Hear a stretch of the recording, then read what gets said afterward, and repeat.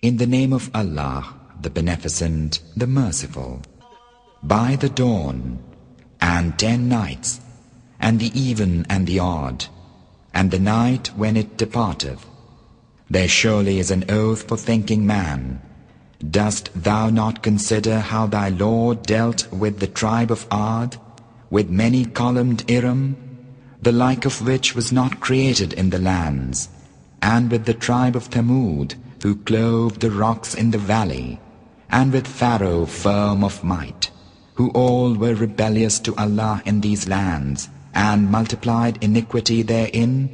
Therefore thy Lord poured on them the disaster of His punishment. Lo, thy Lord is ever watchful. As for man, whenever his Lord trieth him by honoring him, and is gracious unto him, he saith, My Lord honoureth me. But whenever he trieth him by straightening his means of life, he saith, My Lord despiseth me.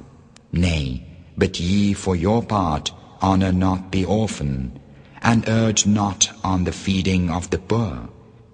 And ye devour heritages with devouring greed, and love wealth with abounding love.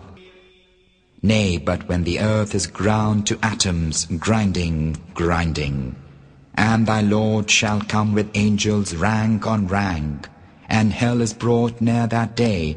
On that day man will remember, but how will the remembrance then avail him? He will say, Ah, would that I had sent before me some provision for my life.